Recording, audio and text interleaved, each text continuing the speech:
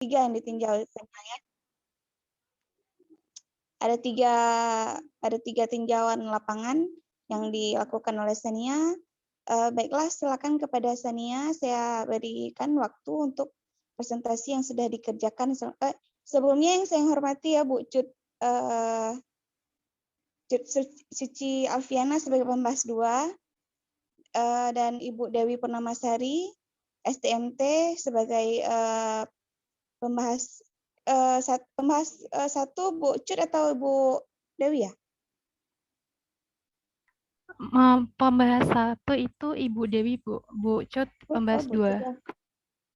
Pembahas 1 Bu Dewi Purnamasari STMN yang mungkin beliau sedang ini ya, sedang mencoba untuk online, mungkin jaringan atau gimana ya, kita nggak tahu.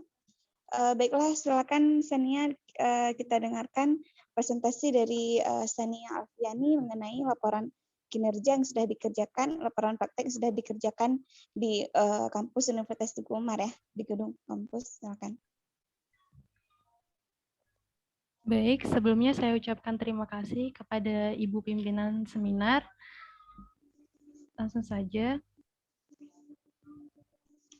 Assalamualaikum warahmatullahi wabarakatuh. Waalaikumsalam warahmatullahi wabarakatuh. Yang saya hormati Ibu Yulita Rahmi STMN selaku dosen pembimbing. Yang saya hormati Ibu Insinyur Cut Suciatina Silvia STMT selaku dosen pembahas 2, dan juga Ibu Dewi Purnamasari STMN selaku dosen pembahas 1. Yang kebetulan pada saat ini beliau belum berhadir pada Zoom.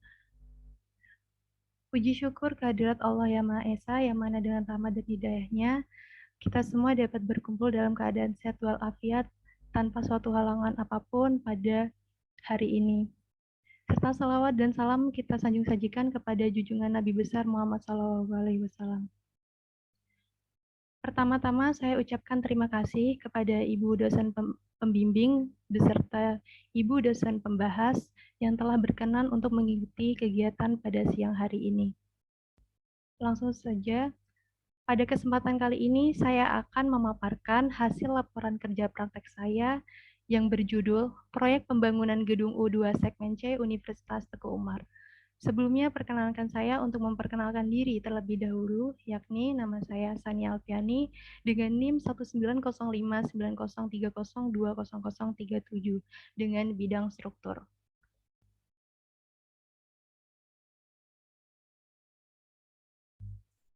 Universitas Teguh Umar adalah salah satu universitas yang berdiri pada tahun 2006, yang kemudian menjadi Universitas Negeri pada tahun 2014.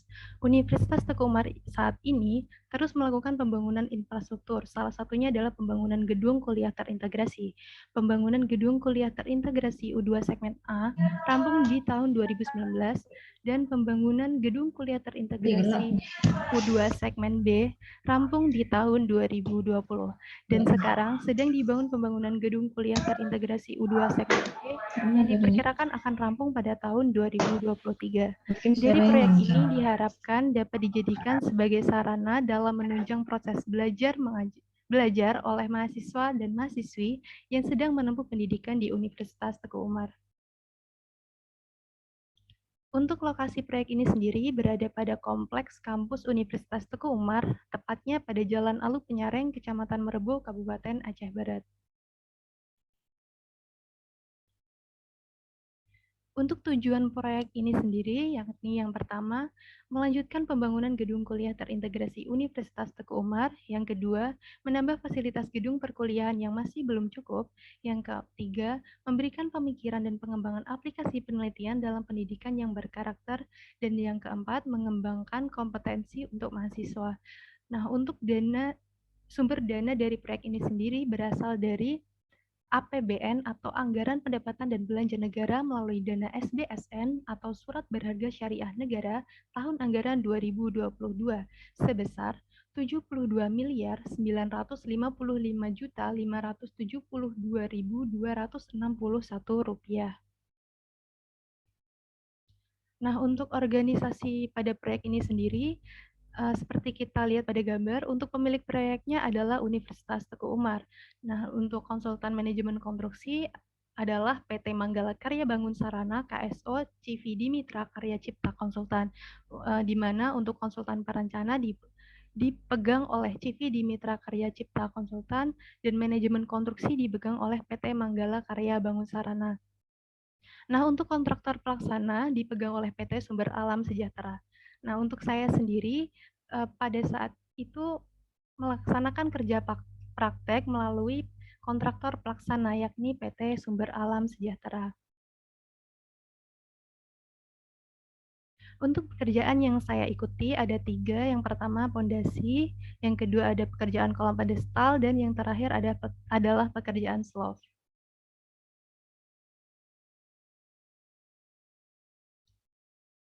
Nah, untuk pekerjaan pondasi yang mana pada tinjauan proyek saya adalah jenis pondasi yang digunakan adalah tiang pancang, di mana pondasi tiang pancang adalah jenis pondasi dalam yang terdiri dari susunan tiang yang ditancapkan ke tanah dalam kedalaman tertentu.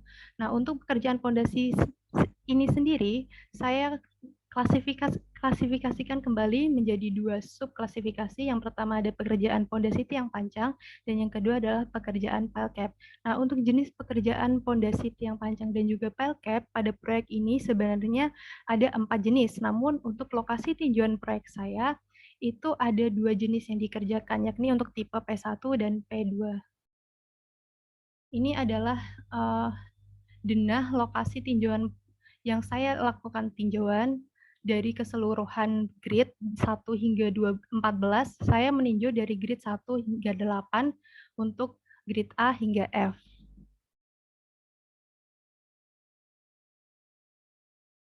Untuk pekerjaan pondasi tiang pancang, tahapan yang pertama adalah pengujian kepadatan lapangan atau Sencon test. Untuk alat yang digunakan adalah SPIDI, di mana didapatkan kepadatan lapangan sebesar 97,2%. Kemudian tahap kedua adalah penentuan koordinat minipel, di mana pada pekerjaan ini digunakan alat total station. Untuk titik koordinat minipel ini sendiri sudah direncanakan koordinatnya oleh konsultan perencana, dan kemudian dari pihak surveyor akan menentukan lokasi koordinat-koordinat tersebut sesuai dengan perencanaan, kemudian direfleksikan pada lapangan untuk dilakukan pemancangan minipel. Selanjutnya tahapan ketiga adalah pemancangan minipel. Berdasarkan titik-titik yang sudah ditentukan sebelumnya, kemudian dilakukan pemancangan minipel dengan menggunakan alat hidrolik static pile driver atau HSPD dengan ukuran minipel sendiri yakni 25 cm kali 25 cm dengan panjang 400 cm. Nah, pada saat pemancangan minipel terdapat sisa-sisa pemancangan atau minipel yang tidak masuk ke dalam tanah, di mana rata-rata minipel yang tidak masuk dalam tanah adalah sebesar 110 hingga 140 cm. Bisa dikatakan untuk kedalaman minipel yang menancap pada tanah adalah 3,9 hingga 3,6 cm. Kemudian yang keempat adalah pengujian PDA test. Untuk pengujian PDA test ini sendiri dilakukan 4 titik pengujian. Mungkin untuk PDA test bisa dilihat pada gambar ini, pada denah ini sudah saya lingkari titik-titik mana saja yang sudah dilakukan PDA test. Untuk tinjauan saya ada 4 titik, yakni titik ini, di mana hasil pengujian PDA test dari 4 titik, 3 titik dikatakan layak dan 1 titik dikatakan tidak layak dikarenakan titik mengalami kerusakan ringan. Namun pada pelaksanaan, titik yang mengalami kerusakan tersebut sudah diganti dengan minipel yang baru yang lebih layak.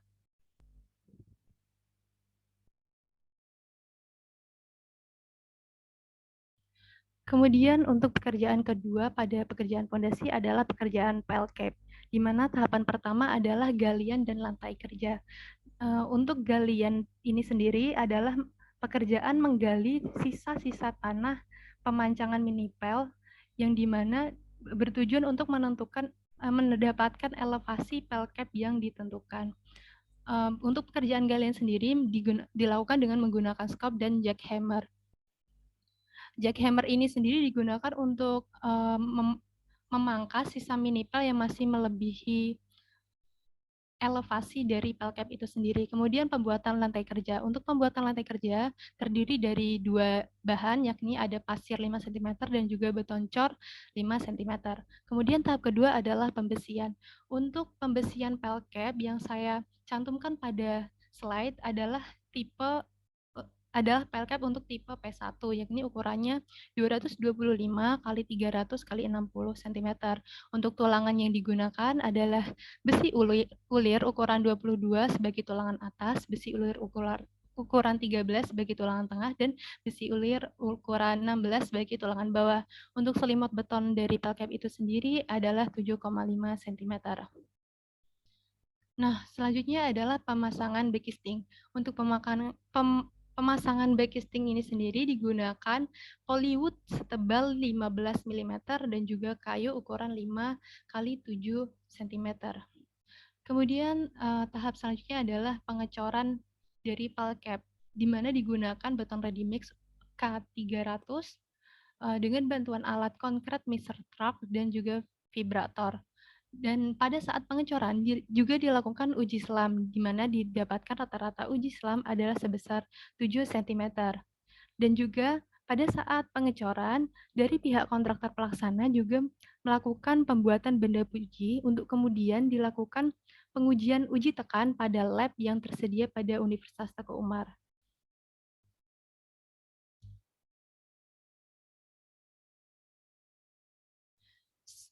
Ini adalah untuk dokumentasi uji selam dan pembuatan benda uji.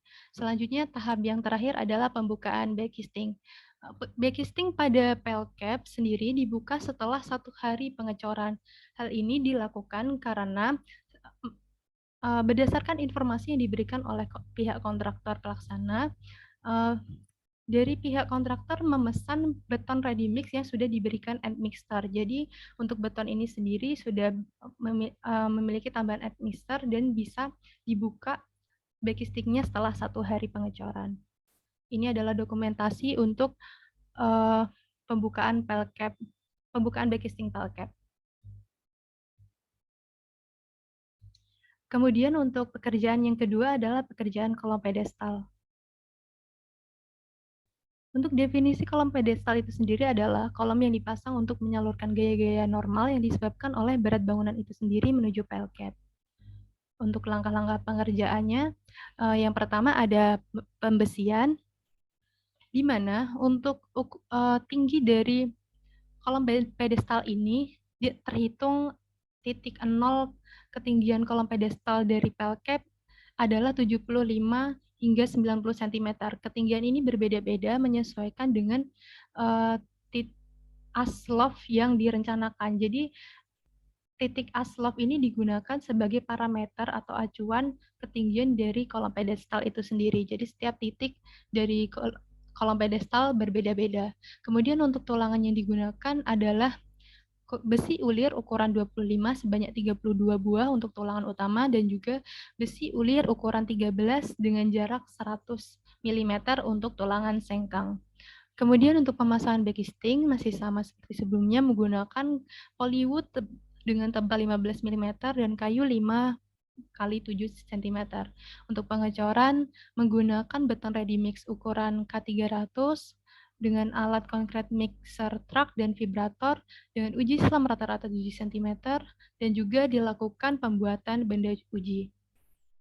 Kemudian selanjutnya adalah pembukaan backcasting. Sama seperti pengerjaan pelcap, backcasting dibuka setelah 1 hari pengecoran. Kemudian pekerjaan yang terakhir adalah pekerjaan slope. Untuk definisi slope itu sendiri merupakan elemen struktur yang ada di atas fondasi bangunan. Untuk pekerjaan slope sendiri, yang pertama adalah pembesian dengan ukuran slope, di mana pada PPT saya cantumkan adalah tipe slope 1. Jadi untuk slope dari tinjauan saya sendiri, itu ada 2 jenis slope, slope 1 dan slope 2. Untuk slope 1 ukurannya 40 kali 75. Dan juga tulangan yang digunakan adalah besi ulir ukuran 22 sebanyak 7 buah sebagai tulangan atas dan juga sama dengan besi ulir ukuran 22 sebanyak 7 buah sebagai tulangan bawah, serta besi ulir ukuran 13 sebanyak 4 buah sebagai tulangan tengah. Untuk selimut beton dari slab ini sendiri adalah 7,5 cm. Kemudian langkah kedua adalah pemasangan backisting, yakni sama menggunakan polywood tebalnya 15 mm dengan kayu ukuran 5x7. Untuk pengecoran masih sama dengan menggunakan beton ready mix ukuran K300, menggunakan alat concrete mixer truck dan vibrator, terus kemudian uji selam rata-ratanya 7 cm dan juga dilakukan pembuatan benda uji. Kemudian pekerjaan terakhir adalah pembongkaran backisting. Sama seperti pengerjaan pelcap dan kolom pedestal, untuk slab sendiri juga dibuka setelah pengecoran selama 1 hari. Baik, berdasarkan pemaparan mengenai laporan hasil kerja praktek saya, dapat disimpulkan yang pertama, metode pelaksanaan pekerjaan yang dipakai di lapangan sudah memenuhi rencana kerja dan syarat-syarat atau RKS, akan tetapi tidak memenuhi untuk beberapa pekerjaan pada tinjauan. Untuk yang kedua, pekerjaan di lapangan mengutamakan mutu atau kualitas dari bahan atau material yang akan digunakan. Ini dibuktikan dengan dilakukannya pengujian kepadatan lapangan atau sand contest sebelum pemancangan minipel yang didapatkan kadar air tanah sebesar 97,5%. Juga dilakukan pengujian PDA test yang didapatkan dari 4 titik uji, satu titik uji tidak layak standar, namun minipel sudah diganti dengan yang layak. Kemudian juga dilakukannya pengujian selam setiap pengecoran yang didapatkan rata-rata selam 7 cm, serta dilakukan tes kot beton pada umur 28 hari dengan menggunakan benda uji kubus dengan hasil K300 untuk pelcap fondasi, kolom pedestal, dan slope. Didapatkan kuat tekan benda uji berkisar antara 21,7 MPa hingga 24,9 MPa. Untuk yang ketiga, kait pada tulangan slope dan kolom pedestal, sambungan pada mini pelcap, dan slope dan selimut beton di lapangan sudah memenuhi standar yang berlaku, baik rencana kerja dan syarat-syarat atau RKS maupun SNI 2847 tentang persyaratan beton struktural untuk bangunan gedung dan penjelasan pada tahun 2019. Kemudian yang keempat, pada proses pengadukan dan pengecoran yang dilakukan pada pelcap fondasi tiang pancang, kolom pedestal dan slope sesuai dengan yang direncanakan, yaitu menggunakan mutu K300. Kesimpulan yang kelima, pembukaan backisting kolom dilakukan setelah selesai pengecoran pada umur beton 1 hingga 2 hari dan penggunaan backisting digunakan secara berulang-ulang. Penempatan material besi tulangan banyak diletakkan di luar gudang, yaitu di area lokasi pekerjaan. Nah, dan yang terakhir, penerapan keselamatan dan kesehatan kerja atau K3 sudah diterapkan dengan baik. Hal itu dibuktikan dengan adanya kantor unit kesehatan, petugas medis, serta pekerja yang selalu menggunakan atribut K3 atau rompi, sepatu boot, dan helm, walaupun terkadang pekerja sering melepas rompi yang dikenakan. Adapun saran dari pemaparan saya kali ini, yang pertama adalah pihak pelaksana diharapkan agar melaksanakan pekerjaan sesuai dengan time schedule yang telah direncanakan. Kemudian yang kedua, sebaiknya tempat gudang harus diperluas agar material dapat disimpan dengan baik untuk menjaga kualitas material. Contohnya untuk besi, agar tidak berkarat, agar diletakkan di luar gudang. Demikian pemaparan hasil laporan kerja praktek saya. Untuk itu, saya meminta saran kepada Ibu dosen pembahas yang telah berhadir pada hari ini guna melengkapi kekurangan laporan kerja praktek saya.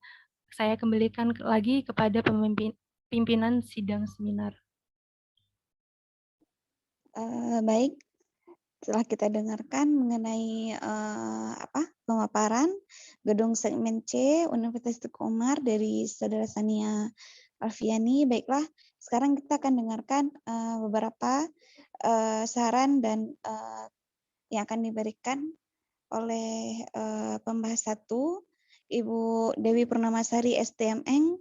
Kepada Ibu kami persilakan. Baik, Assalamualaikum warahmatullahi wabarakatuh. Waalaikumsalam warahmatullahi wabarakatuh. Yang saya hormati Ibu pimpinan seminar, sekaligus pembimbingnya Sania, dan yang saya hormati Ibu Cut Suciatina Silvia sebagai penguji pertama, penguji kedua ya Bu ya, maaf ya. Saya ini karena fondasi, saya kira ini punya Ibu Cut nih, bukannya saya. Jadi dan yang saya banggakan anak-anak yang pada hadir pada hari ini. Baiklah, langsung aja ya Sania. Mungkin saya nggak banyak nih, karena saya baru baca. Karena terlalu banyak anak-anak yang naik, jadi saya nggak baca lagi nih ya Sania, kemarin. Sedikit dari saya menanyakan pekerjaan yang diikuti oleh Sania kan fondasi. Di unmute aja biar saya dengar suaranya. Ya. Iya, Bu. Pondasi kan. Jadi pondasi itu kan ada macam-macam tuh. Apalagi nih pondasi yang paling dasar ya. Bentuk pondasinya seperti apa Sania? Apakah dia berupa cakar ayam, apakah dia tiang pancang? Apa tuh kira-kira? Kan ini masih umum sekali dia bahasanya. Baik Bu, untuk pondasi dari tinjauan saya ini sendiri berjenis tiang panjang Bu. Untuk pondasi tiang panjang ini diklasifikasikan sebagai pondasi dalam, di mana ketentuan untuk pondasi dalam itu sendiri adalah kedalaman pondasi dibagi dengan lebar pondasi lebih berkisar antara 4 hingga 5 meter. Berarti tiang panjang ya? Iya Bu. Nanti kalau misalnya memang tiang panjang, langsung aja dibuat pekerjaan pondasi tiang panjang. Jadi kan sudah jelas, karena kalau pondasi luas sekali. Kolom pedestal termasuk nggak ke dalam bagian dari pondasi? Masuk nggak dia? Sebenarnya kalau untuk ini masuk Bu, cuman karena saya kemarin kan diminta untuk minimal 3 tinjauan. Jadi ya, dari dipisahkan. Ibu Yulita menyarankan untuk memisahkan antara kolom pedestal dengan yang pelcap dan minipelnya Bu. Jadi dibagi dua. Berarti nanti dibuat aja yang jelas pondasi yang panjang gitu. Jadi kita langsung tahu, oh ini pondasinya jenis ini gitu kan. Kemudian kolom pedestal itu tingginya berapa Sania?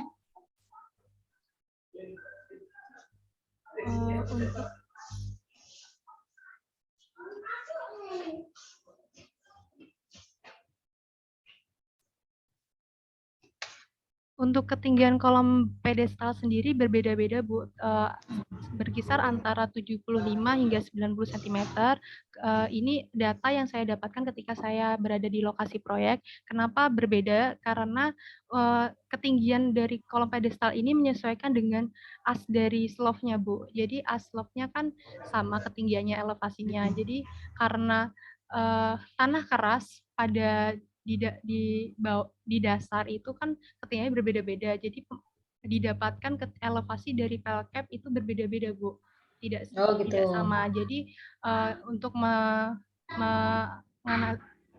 mentolerir hal tersebut, jadi dihadirkanlah solusi tadi, ketinggian dari pedestalnya itu disesuaikan hingga mendapatkan ketinggian slope yang sama begitu Bu. Oke. Kemudian pada slope, bukan pada slope, pada apa namanya tadi? Pelcap ya? Ada pelcapnya kan? Pelcap itu ada nggak kira-kira yang namanya sengkang di situ?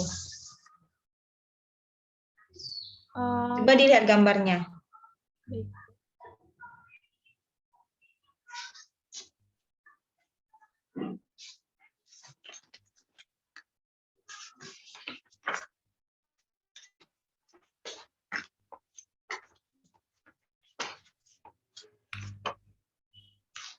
Untuk pelcapnya sendiri tidak sengkang Bu. Tidak ada sengkangnya? Tidak ada. Terbukti ya dari gambarnya itu nggak ada ya, cuman iya, Bu. Dia penulangannya arah X dan arah Y.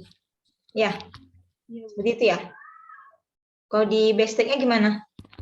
Sama Bu, ini gambar Sania ambil dari gambar bestek yang sudah diberikan oleh pihak kontraktor. Oke. Kemudian mengenai beton, kan mutu betonnya ke 300. Itu kalau di MPA kan jadikan silinder berapa tuh kira-kira nilainya? Jadikan sekitar 24,5 kalau tidak salah, Bu. 24,5. MPA. Bagaimana caranya? Kalau itu Sania dapatkan dari referensi, Bu. Oh, kalau pakai rumus nggak bisa Sania buat? Ada, Bu, tapi saya lupa. tidak ingat itu rumusnya. Nah, jadi kalau saran saya kan, sekarang kan kita sudah pakai silinder semua nih. Walaupun nanti ada yang model kubus, jadi kan dipelajari itu yang rumus tadi ya. Iya, Bu. Dalam pelaporan proyek juga jarang sekali adanya K di situ, nilai apa K sekian-sekian. Pasti pakainya efek aksensi atau mutu beton. Iya, Bu. Kemudian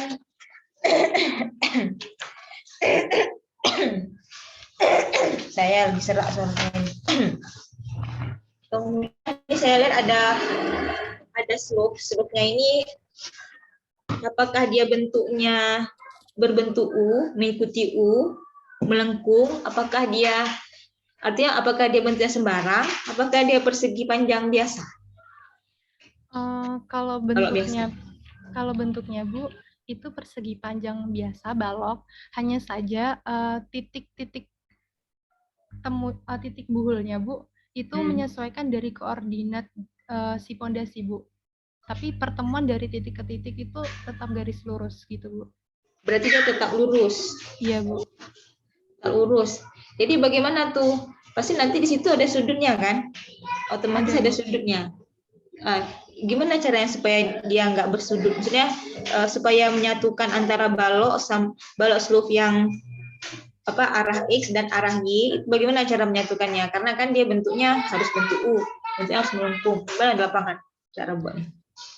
Baik, Bu, untuk sambungan dari setiap slope ini sendiri sebenarnya sudah diatur dalam SNI beton struktural.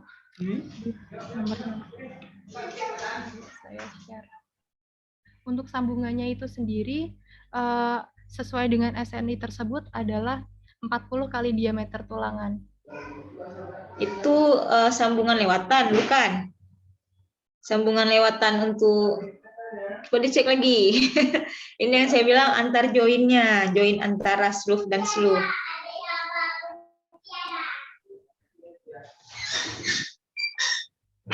Ini dia Sania, misalnya kan, ini saya gambar. Oh, udah hilang. Coba. Ini dia, coba ya. Ini kan slope 1, slope 2, slope 3, slope 4. Gini ya, ini sudah kan. Terus ini ada lagi kan sini kan. Ya, gini kan. Iya. Sentral dia kan, gini kan. Iya, Bu. Nah, ini kalau misalnya ini kita buat miring, ini miring, ini pasti ada apa istilahnya? Pemisahan di sini, ada bersudut di sini, di daerah sini. Itu gimana cara mengakalinya supaya dia lurus? Karena kita kan baloknya bukan balok lengkung nih ceritanya. Kecuali kita udah susun tulangan yang melengkung semua, terus kita cor. Melengkung dia. Tapi kalau misalnya Sania bilang dia dirakit di luar, petak-petak, bentuk balok persegi panjang, pasti nanti ada sudut di situ. Gimana cara mengakali tulangan sudut lapangan yang Sania lihat?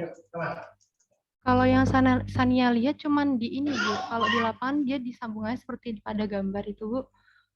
Cuman ditekuk begini, Bu. Ini berarti tulang. Ujung-ujung. Berarti tulangannya aja tulangannya ya berarti ya. Iya, Bu. Tulangannya itu dibuat sedemikian rupa sehingga nanti suatu dia dicor, dia menyatu. Iya kan? Gitu kan? Iya, Bu.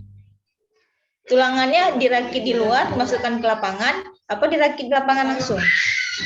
Kalau untuk pembengkokannya di luar lapangan, Bu, sesuai dengan RKS, tapi untuk penyusunannya dan perakitannya di lapangannya, Bu. Oh, langsung di lapangan? Iya.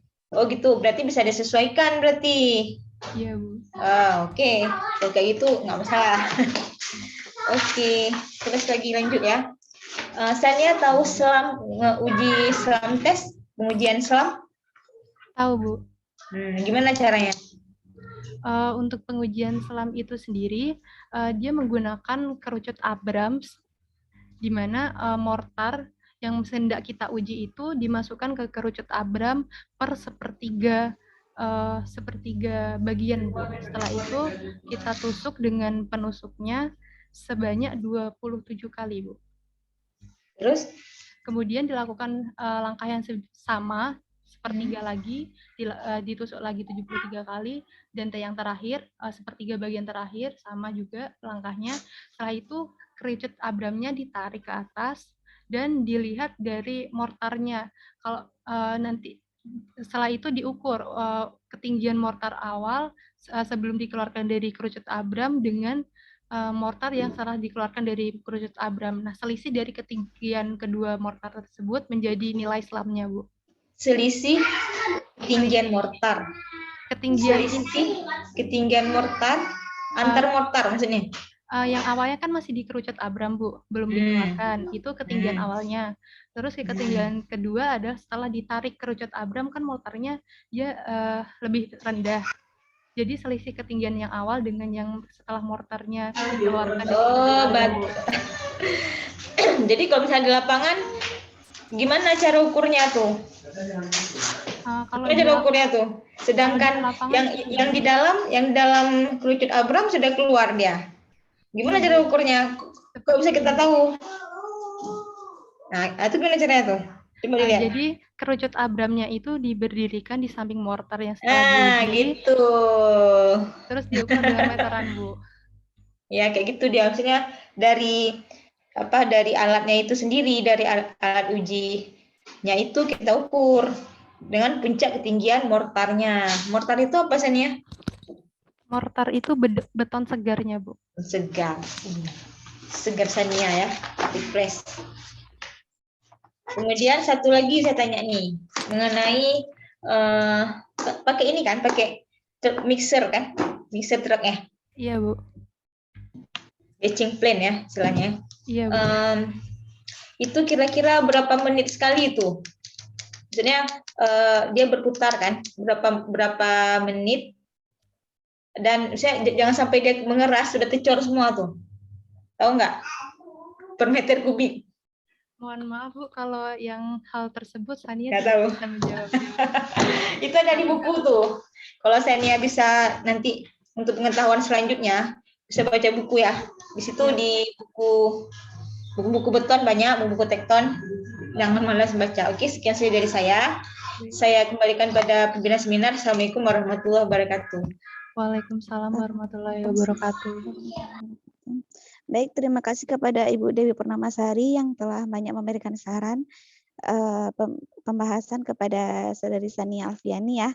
Baiklah, sekarang saya persilakan kepada Dosen Mas 2, Ibu Cut Suci Alfiana, STMT. Kepada Ibu Cut saya persilakan. Baik, terima kasih atas waktu yang diberikan pimpinan seminar sekaligus pembimbing KP-nya Sania pada saya. Assalamualaikum warahmatullahi wabarakatuh. Waalaikumsalam warahmatullahi wabarakatuh. Mungkin saya tidak perlu mukadimah lagi. Tadi sudah diawali oleh Satu, Ibu Dewi Purnamasari. Jadi saya langsung saja. Namun yang perlu dipahami adalah yang mau disampaikan ini untuk menyempurnakan laporan ya praktik Sania. Sania mungkin bisa ditutup aja ini. Ya. Share ininya bisa ditutup. Oke. Jadi untuk menyempurnakan laporan dan nanti beberapa hal yang mau saya tanyakan, baik teoritis yang dasar-dasar lah ya. Kalau melihat secara utuh laporannya, menurut saya sudah cukup bagus, sudah cukup baik karena sudah disajikan secara sistematis berdasarkan tahapan-tahapan pekerjaan dan juga tahapan kegiatan. Bagi saya sudah cukup baik, tapi ada beberapa hal nanti yang mau saya sampaikan. Koreksian penulisan mungkin bisa dilihat sendiri nantinya. Hanya saja ada beberapa hal yang nggak dibahas di laporan, tapi tiba-tiba masuk ke kesimpulan, gitu ya. Terus tiba-tiba jadi saran, gitu. Jadi kan inkonsistensi dalam kita membahas, gitu ya. Ketika kita bahas ada masalah, maka jadi saran kan, kesimpulan dan saran nantinya. Oke, ada beberapa hal nanti saya sampaikan. Kemudian saya langsung saja ke halaman lembar pengesahan dan penilaian. Nanti mohon dikoreksi kembali nama saya untuk diganti karena Iya, udah Bu. berapa kali pergantian dosen ya. Iya, Bu. Oke, terus coba lihat di halaman penilaian. Di halaman penilaian, laporan KP-nya diseminarkan pada tanggal 10 Desember. Ya. Oh iya. Ya, harusnya Iya, Bu. tanggal berapa? Kalau mundur sebelum cutinya Bu Yulita, tanggal berapa? Tanggal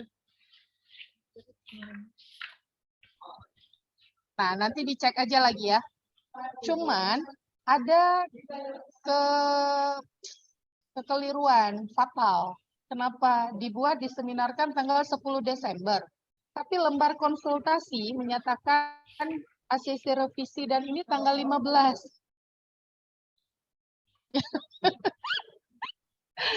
Jadi kalau orang pasti akan bilang pemalsuan ini nih, pemalsuan tanggal. Jadi tolong dikoreksi walaupun itu hal kecil, ya. Oke, terus nanti di kata pengantar di. Terus saya mau kasih tahu ini. Semua rerata penulisan PT, CV gitu kan, semua kamu caps lock kan. Kenapa?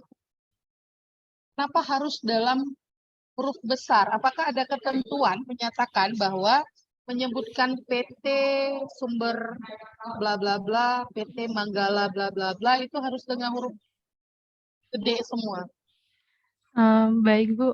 Kalau mengenai hal tersebut, sependek sepengetahuan Sania, kalau untuk produk atau nama brand itu harus di caps lock, Bu, dikapitalkan. Ya. Di panduan apakah menyebutkan seperti itu? Untuk panduan tidak disebutkan, Bu, masalahnya. Karena nanti coba cek lagi ya, nanti coba dicek lagi. Karena nggak enak aja kalau menurut saya melihat tiba-tiba itu caps lock sendiri-sendiri dia. Nanti coba dicek kembali. Terus di halaman 2, kamu menyebutkan kecamatan, kabupaten itu kamu singkat. Dan itu tidak diperbolehkan dalam tata cara menulis. Ya, itu nanti dicek kembali. Terus, tadi tujuan KP-nya sudah disampaikan ada beberapa poin. Coba kasih contoh sama saya, tujuan KP kamu yang memberikan pengetahuan dan pengalaman secara praktiknya lah. Kasih contoh, satu contoh boleh lah, yang bisa dapat output dari tujuan itu. Baik, untuk contoh dari poin pertama memberikan pengetahuan dan pengalaman secara praktik mengenai proses kerja di lapangan. Yang pertama satu, Bu, saya tidak akan membahas semuanya, satu poin, yakni pada pekerjaan pondasi, di bagian file cap. Jadi pada pelaksanaan itu pekerjaan file cap itu harus menggunakan lantai kerja pasir dan beton cor. Baru digunakan beton ready mix yang 300 K300 tadi. Jadi Sania sebelumnya tidak tahu, Bu, harus menggunakan lantai kerja. Sania kira itu harus di backcasting langsung diberikan beton ready mix. Itu salah satu contohnya. Jadi merupakan salah satu poin yang saya dapatkan untuk refleksi dari tujuan kerja praktek poin A ini, Bu. Ibu mohon maaf di mikrofonnya ke unmute, Bu. Terus ada nggak kendala atau masalah selama kamu pakai di proyek tersebut? Mohon maaf, Bu, kendala dalam hal apa, Bu?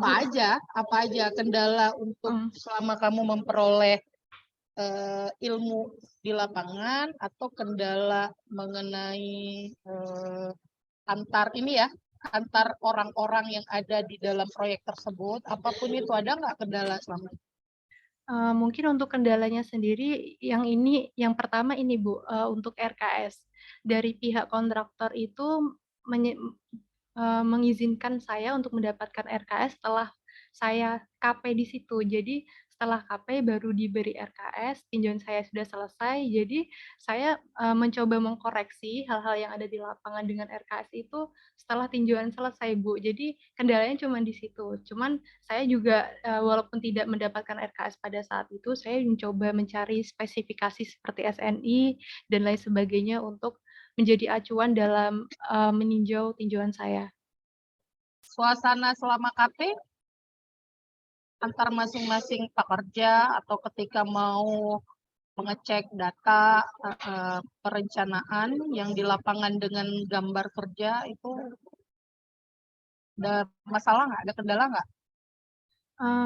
Kendalanya lebih ke ini Bu, komunikasi antara konsultan dengan dengan kepala tukangnya. Jadi kan kepala tukangnya itu terkadang memang susah untuk diberitahu, Bu.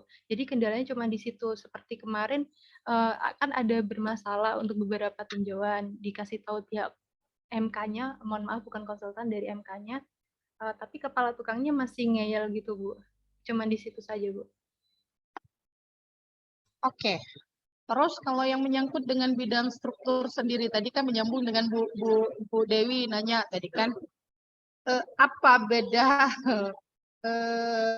yang MPA sama K tadi tuh? Kalau K-nya K300 ya? Iya, Bu. Bagaimana bisa menghitung itu tadi nggak ingat, nggak tahu. Kalau yang dimaksud Bu Dewi itu Bu lebih ke konversi F-aksensi ke ini Bu, mutu yang rumus untuk iya, konversinya. iya Bu. Kalau untuk Terus bedanya apa? Kalau untuk beton K300 itu beda sama MPA lebih ke ini Bu, aplikasinya. Kalau K300 kan benda ujinya itu kubus. Kalau MPA itu silinder Bu. Ukuran kubusnya berapa? Tidak ingat Bu. Anak struktur itu dasar sekali Bu Dewi ya, Bu Yulita. Kalau ukuran silinder nggak tahu juga. Tingginya 30 cm Bu, diameternya saya tidak ingat. Itu kan dasar sekali kalau di struktur ya. Itu dasar sekali. Oke lah. Terus saya mau tanya ini. Kenapa untuk proyek di UTU itu dia pakai pondasi tiang panjang? Baik. Selain tadi jawaban kamu ke Bu Dewi, karena untuk ini ya lapisan terasnya itu di atas, LPT-nya di atas 4 gitu tadi kan. Apa hal lainnya sehingga orang bisa menyatakan untuk pekerjaan proyek ini dia harus menggunakan pondasi tiang panjang nih.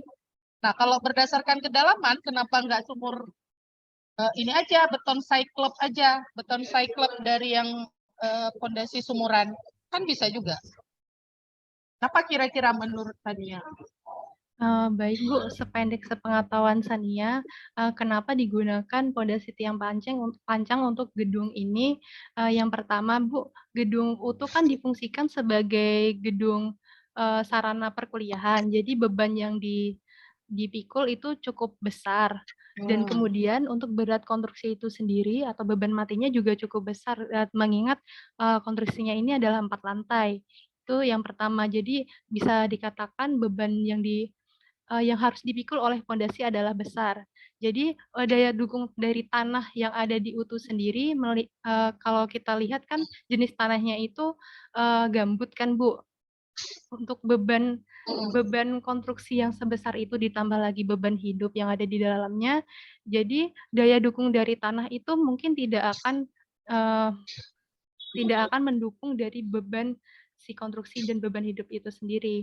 Cuman kalau secara perhitungan Sania tidak bisa memastikannya karena Sania tidak ada datanya Bu. Tapi kalau untuk penafsiran seperti itu, kemudian ditambah lagi letaknya tanah keras itu berada jauh dari Berapa tanah. meter?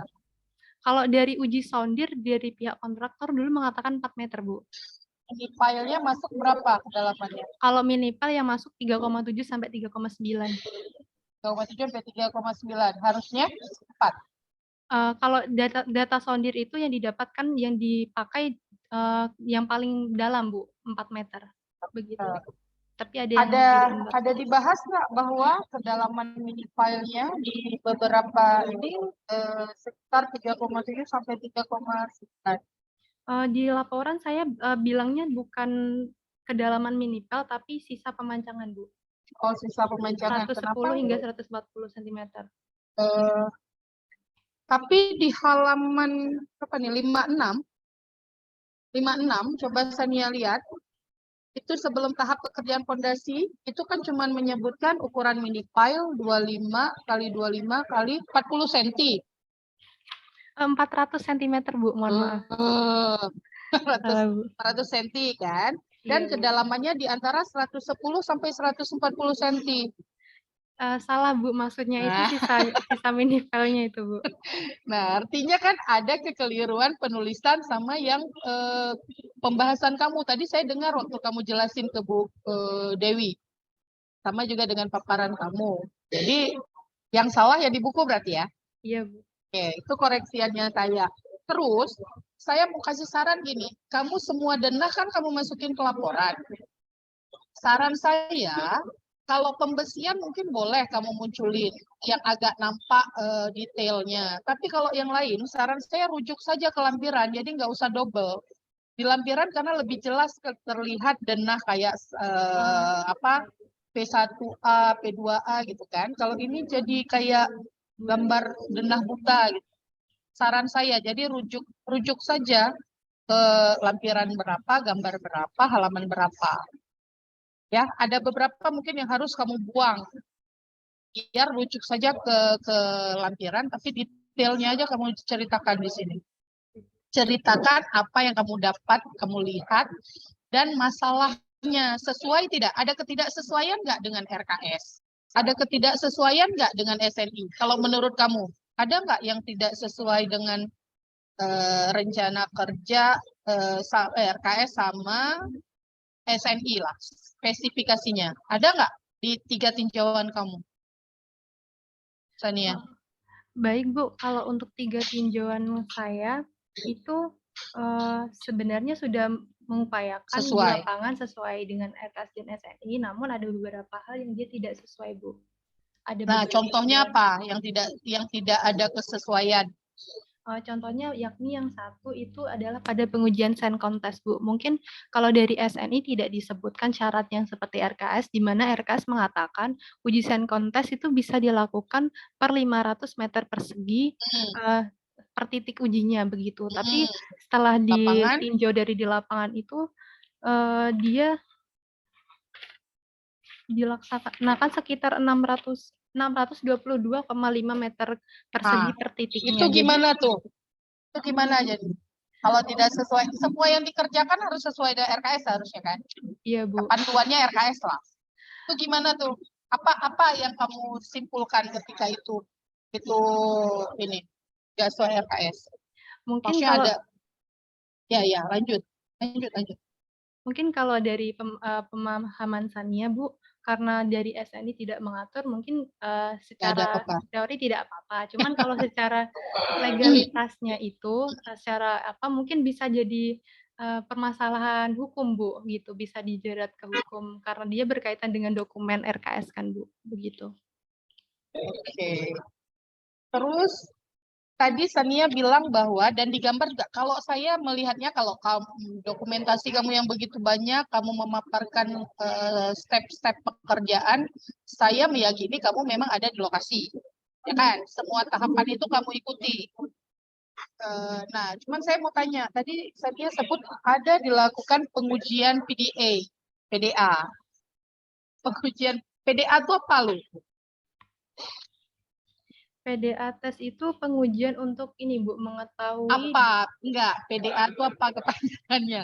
Atau Inggrisnya kepanjangannya, Bu. apa? Apa? Kamu tiba-tiba ada tes PDA aja. Tapi apa? Hah? Jadi kan kita menulis itu, jika ada kepanjangannya, boleh kita singkati setelah kita udah nulis dulu nih di awal. Saya di awal kayak misalnya DAS, daerah aliran sungai, kan? DAS kan, nanti di bawah-bawahnya Pak buat DAS nggak apa-apa. Nah ini tiba-tiba PDA sendiri dia. Apa tuh? PDA itu Tes apa? Tes apa? file dynamic load test. Ya, tulis file dynamic load test. Apa tuh? Untuk apa ada tes pengujian pakai PDA itu? PDA tes itu dilakukan untuk ini Bu, mengetahui daya dukung fondasi yang sudah Kan? daya dukung dari Ya. minipelnya yang sudah dipancang di lokasi Bu. Untuk yang pertama, yang kedua Ya. untuk mengetahui keutuhan dari tiang ketika dilakukan PDA tes. PDA tes kan dilakukan ini Bu, kayak diberi pukulan. Jadi Ya. nanti kan kita bisa melihat apakah fondasi minipel itu akan hancur atau tidak ketika diberi beban, dan juga itu saja Bu sepengetahuan Sania Bu. Itu dua sudah benar jawabannya untuk melihat keutuhan tiang pancang, nanti rusak ada kerusakan atau tidak kan. Iya. Kemudian habis itu daya dukung kan berhubungan dengan beban aksial kan. Iya. Beban aksial meliputi apa beban aksial? Beban aksial Itulah itu kan tugas dari PDA itu. kalau beban aksial kan beban konstruksinya Bu. Ya, beban konstruksi plus beban hidup. Beban konstruksi itu sendiri, beban fondasi itu sendiri ditambah dengan overburden, tambah dengan tanah kan. Iya Bu. Dan itu udah dipelajari juga waktu Iya. di bangku ya kuliah. Oke. Terus saya mau tanya ini, apa tuh gambar Sania kan? Gambar Sania untuk di lampiran ya tadi. Nggak enak saya lihatnya. Kamu tulis di atas itu, contoh ya halaman 85 dan seterusnya. Di atas itu A14 gambar dokumentasi lapangan. A141 gambar pengujian Senkon. Terus di bawahnya ada gambar A141 lagi sumber dokumentasi sendiri. Maksudnya apa? Kalau tata cara menulis untuk lampiran, itu kalau gambar itu lampiran A. Di atas itu tulis lampiran A. Terus baru gambar di dalam bingkai kan, dibingkaikan. Terus kenapa nulis gambar A141? Di pedomannya Bu, Sania ngikut di situnya. A1 itu menunjukkan bahwa kita merujuk dari bab 1. Misalnya di bab 1 kamu menuliskan lokasi layout untuk pembangunan gedung segmen C utuh. Itu berarti gambar A1 sekian gitu. Kalau ini kan rujukan dari berdasarkan bab 4 kan? Bab tinjauan kamu kan? Maka menjadi gambar A1, A41, A42. Tapi gambar kamu kan banyak kali nih. Ya kan? Saran saya, kan setiap pekerjaan ada itemnya kan? Kayak tadi ada pembesian, ada pemasangan backlisting, ada apa lagi? Kayak ini ada untuk ini titik pemancangan dan lain-lain. Itu kan masing-masing punya keterangan yang berbeda. Agar laporan kamu jauh lebih sempurna dan gampang dibaca dan dilihat orang, saran saya di setiap lampiran, nggak apa-apa misalnya kamu nulis gambar A41 pekerjaan fondasi tiang pancang. Pekerjaan fondasi tiang pancang tadi kan ada tahapan-tahapannya kan? Nah, di setiap gambar nanti boleh kamu buat A pekerjaan apa, B pekerjaan apa, tapi penjelasannya dalam satu keterangan gambar. Ngerti? Ini kan kamu cuma numpukin aja tuh. Ada 10 foto kamu tumpukin, itu foto-fotonya ada 6, 8 gitu kan. Tapi orang kan nggak tahu itu pekerjaan apa, kegiatan apa. Saran saya itu ya, Iya. tadi ya. Terus nggak ada tuh tulisan ada gambar di atas, terus di bawah juga ada lagi gambar. Itu tata cara menulis yang sangat keliru menurut saya. Nanti semua gambar-gambar itu kayak ini nih kan ada gambar peta provinsi. Kamu buatnya gambar A11 ya, halaman 82. Iya, Bu. Pertanyaan saya, ada nggak penjelasan di bab 1 yang merujuk ke gambar ini? Tidak ada, Bu, cuman disebutkan lokasi. Nah, kalau agar dia konsisten dan bagus, ininya, rujukannya, kamu tulis saja di bab 1.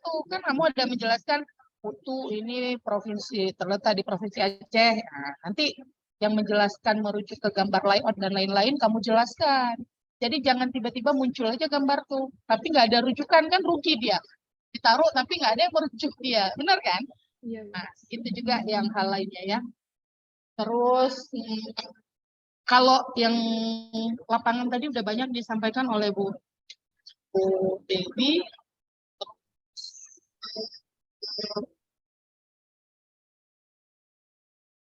Nah, saya mau nanya ini. Tadi kamu tiba-tiba bilang di kesimpulan, apa tuh? K3-nya lengkap, dipakai semua, meskipun sesekali dibuka. Itu pertanyaan saya. Ada nggak kamu bahas K3 di laporan? Tiba-tiba Tidak kamu ada, Bu. simpulin. Nah, biar connect, biar nyatu, biar mengena, ya kamu tinggal tambah aja di dalam laporan kamu bahas tentang K3. Misal di pekerjaan pondasi tiang pancang, kan kamu udah lihat tuh pekerjanya berapa orang. Pakai APD nggak, perlengkapan K3-nya lengkap nggak, tinggal kamu jelasin aja.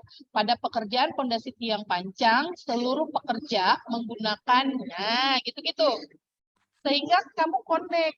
Nah, kalau nanti kamu buat pekerja tidak menggunakan, tidak memperhatikan K3, nggak menggunakan APD, lain-lain. Itu baru kamu jadikan saran kan? Iya, Bu. Dan jangan tiba-tiba muncul sendiri tuh kesimpulan sama saran ya. Nah, itu nanti dibahas di laporan. Nah, selebihnya mungkin nanti coba lihat aja catatan penulisan-penulisan yang kurang. Oh, satu lagi. Nah, satu aja lagi. Menurut kamu, penggunaan pondasi tiang pancang kan tadi udah tahu tuh kenapa dia pakai itu. Oh, ada berpengaruh dengan tanah. Oh, ada berpengaruh dengan beban. Kan gitu-gitu kan? Untuk kapasitas jenis tanah yang buruk, gitu-gitulah. Udah kamu jelasin. Sekarang pertanyaan saya, ada nggak kekurangan dan kerugian? Kelebihan dan kekurangan kalau pakai tiang pancang. Menurut kamu secara yang kamu inilah, yang kamu pahami, ada nggak kelebihan dan kekurangannya?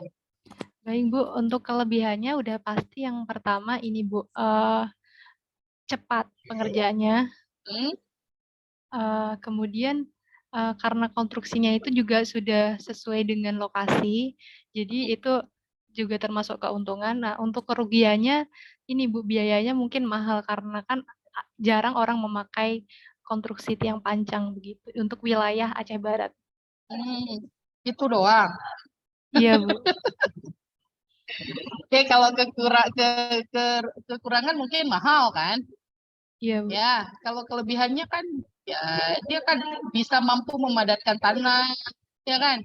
Oh, Ya enggak, habis itu apalagi umurnya mungkin karena dia ini jadi lebih panjang kan, apalagi galiannya nggak terlalu banyak, gitu kan, iya, Bu. mengurangi galian. Bentar, ada satu lagi yang mau saya tanya.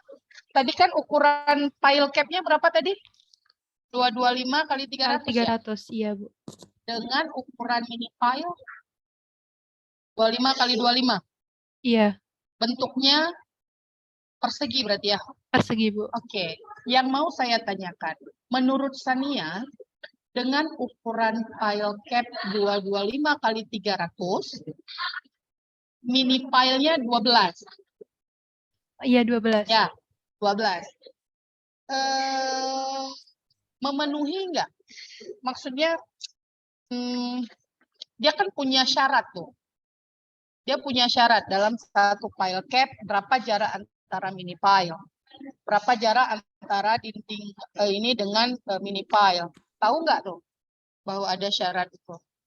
Kalau dari SNI beton struktural itu Bu, yang Sania baca cuman ini Bu, yang dapat cuman ketentuan untuk pile cap itu tebalnya tidak boleh kurang dari 300 mm. Untuk ketentuan jarak antar tiang panjang itu tidak Sania dapatkan, Bu. Nah, ada syaratnya.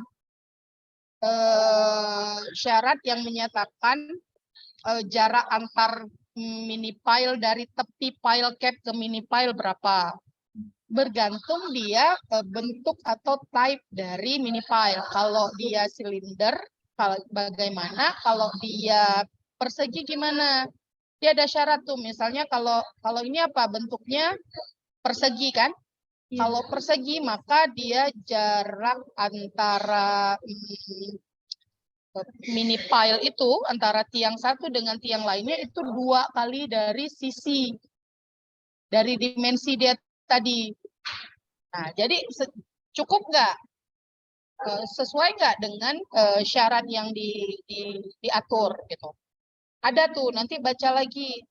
Tapi kalau saya lihat mungkin udah masuk lah, karena kalau saya hitung-hitung 2 kali 25 berarti berapa? 50.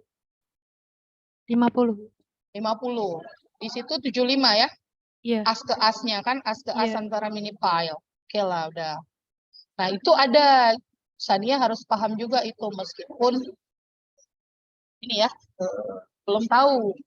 Dicari, ada syarat menyatakan itu. Nanti jarak dari tepi pile cap ke asnya mini pile berapa? Oh, 1 kali sisi. Berarti 1 kali sisi berarti 25 kan?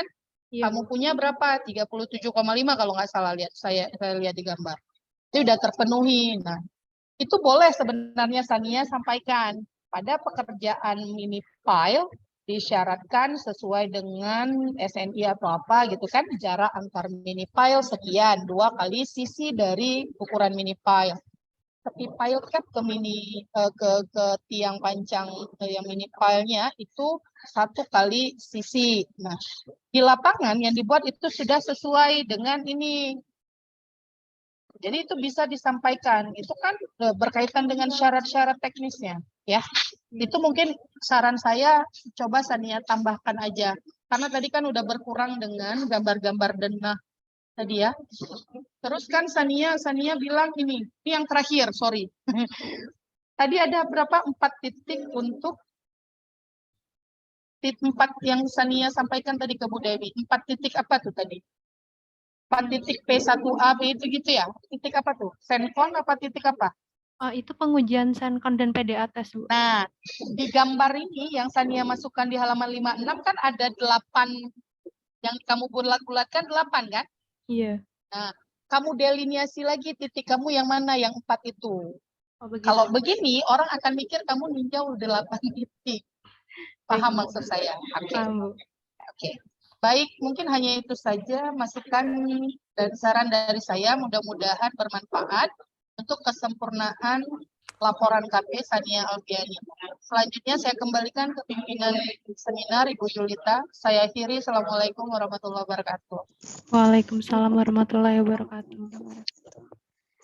Baiklah, terima kasih banyak kepada Bu Dewi Purnamasari sebagai pembahas 1 dan Ibu Cut Suci Atina. Atina Sultia. Dari tadi SPME. salah mulu. Ya, oke. Udah insinyur, Bu ya. Ya, amin. Makasih ya. Jadi sudah banyak sekali yang dibahas tadi ya. Kalau dari Bu Sari tadi mengenai struktur ya. Kalau dari Ibu Cut tadi lebih mengenai ke apa? Fondasi ya, Bu Cut ya, ada dukung tanah begitu-gitu, Bu ya.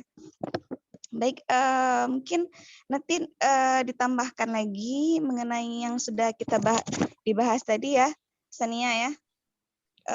Kalau tadi dari Bu Sari ada apa? Kolom tiang panjangnya ditulis ya. Iya, Bu. Pekerjaan yang diikuti, kemudian antar joinnya tadi ya ditanya sama Bu Sari ya. Iya, Bu. mungkin itu bisa disebutkan di di pekerjaan yang diikuti itu bagaimana perjoinan antar sulfnya bagaimana, mungkin bisa disebutkan ya. Kemudian dari Bu Cut tadi juga lumayan banyak ya mengenai penulisan PT ya. Kemudian ada kendala-kendala apa saja yang Sania hadapi. Kemudian ada mengenai lampiran tadi banyak kesalahan ya Mas Sania ya. Iya, Bu. Jadi lampiran tuh memang harus sesuai dengan rujukan yang ada di laporan, harus sesuai dengan lampirannya berapa gitu ya. Ini nanti diperbaiki lagi. Kemudian mengenai ketentuan-ketentuan pekerjaan mini file itu nanti bisa ditambahkan ya. Mengenai ketiga tadi karena tiba-tiba muncul kata Bu Cut ya. Iya, Bu. Tiba-tiba muncul, jadi bisa nanti Sania tambahkan lagi. Baiklah, untuk penilaiannya bagaimana ini dari pembahas 1 dan pembahas 2? Kalau untuk saya nanti masalah perbaikan dari lain boleh antara mahasiswa dengan pembimbing. Untuk penilaian, kalau dari saya mungkin saya akan share ke Bu Yulita. Iya, baik Bu. Untuk seminar hari ini kelulusannya? Bagi saya cukup cukup 1 kali. Bu Dewi? Bu Dewi gimana Bu Dewi? Kalau saya cukup 1 kali. Cukup 1 kali juga. Cukup sekali Nanti ya. nilainya dikirim pakai WA aja ya. Iya, baik Bu Sari. Baik, terima kasih. Mungkin ada dari Sania sampaikan sebelum kita akhiri ya. Baik, sebelumnya terima kasih atas saran dan masukan yang sangat membangun dari Ibu pembahas, Ibu dosen pembahas 1 dan 2 yang sangat-sangat bermanfaat.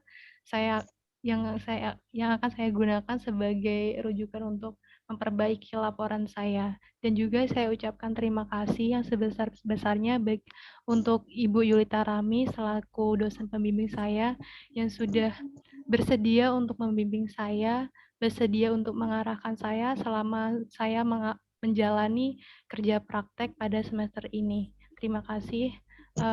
Cukup itu saja yang dapat saya sampaikan. Saya kembalikan lagi kepada pimpinan seminar.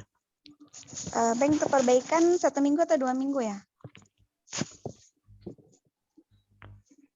1 minggu cukup, Sania? Boleh, Bu. Boleh, Bu. 1 minggu ya. Baiklah, nanti kami berikan waktu 1 minggu pada Sania untuk perbaikan laporan KP-nya. Baiklah, saya akhiri pertemuan kita hari ini. Seminar kita tutup sidang seminar dari Sania Alfiani pada hari ini dengan lulus ya. Alhamdulillah lulus ya. Tinggal tunggu aja nanti revisi perbaikannya. Nanti penilaiannya juga akan menyusul setelah Sania melakukan revisi laporan ya. Baiklah, Assalamualaikum warahmatullahi wabarakatuh. Terima kasih kepada pembahas 1 dan pembahas 2 dan mahasiswa yang saya banggakan semuanya. Baik, selamat Sania ya. Salam. Terima kasih. Terima kasih.